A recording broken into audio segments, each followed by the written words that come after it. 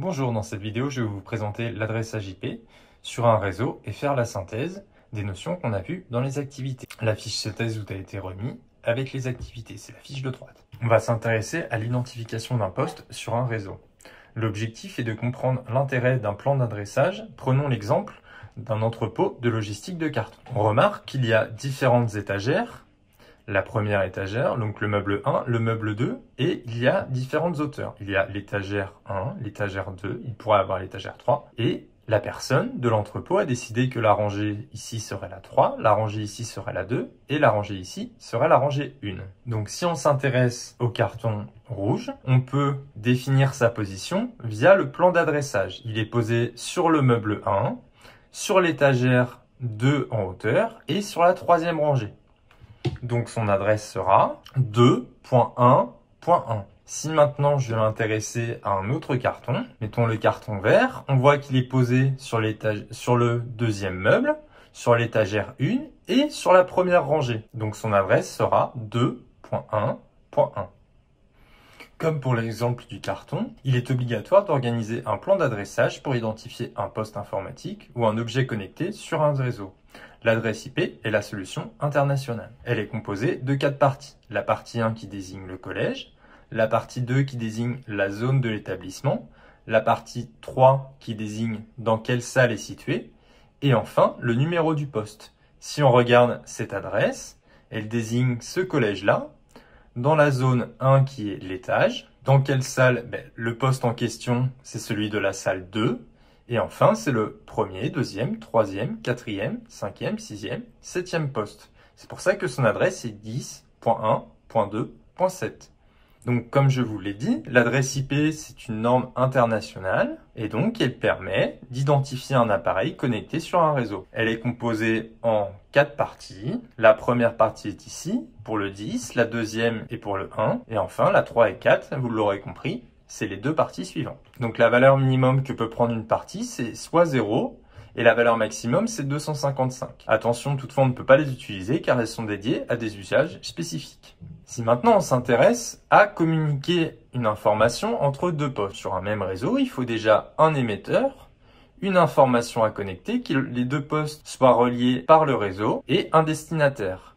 L'émetteur va avoir une adresse IP qui lui est propre connectée sur le réseau, et le destinataire aura également une adresse IP connectée sur le réseau. Donc pour envoyer cette forme-là, il y a également un protocole qui a été inventé, c'est le protocole de paquet.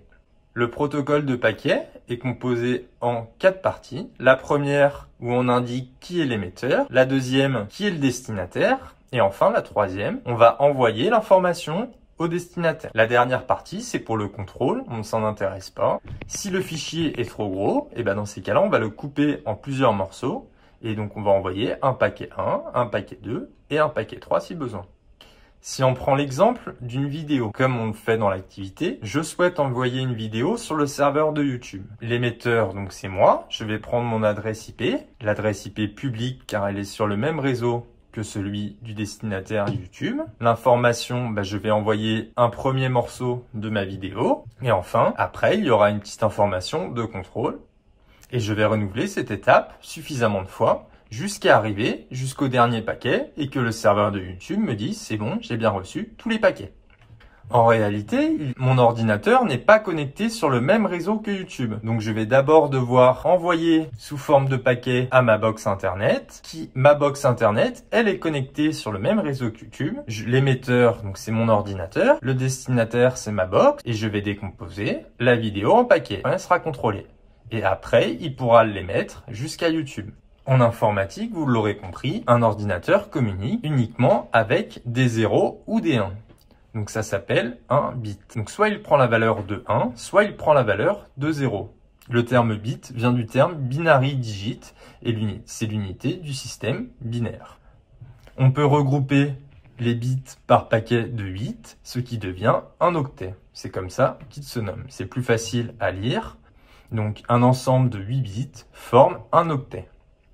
Donc pour l'adresse IP du collège de tout à l'heure, si on revient dessus, en réalité, elle est écrite sous forme de 0 et de 1. Donc ce n'est plus des parties, mais des octets. Il y a le premier octet, puis le second, avec 8 bits également, et ainsi de suite. Donc au total, une adresse IP va être composée de 32 bits, donc des 0 ou des 1, et sur 4 octets. La plus petite adresse sera 000 et 255, 255, 255.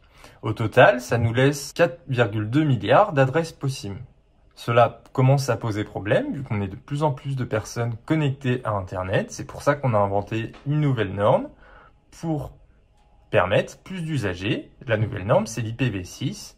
Et du coup, elle permet de connecter beaucoup plus de personnes. Elle est codée sur 128 bits. Donc, ce qu'il faut retenir, c'est qu'est-ce qu'un adressage IP? Donc, on remarque que les adresses IP peuvent communiquer des informations sur la localisation si elles sont préalablement construites de cette manière. Elles comportent toujours 4 octets et donc elles sont écrites en 4 paquets, de 0 à 255.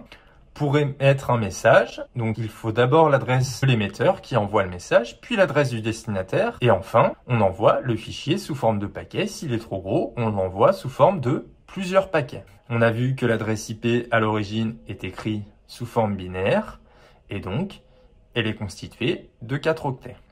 Cette partie n'est pas à traiter. Si vous avez des questions, n'hésitez pas à me les poser.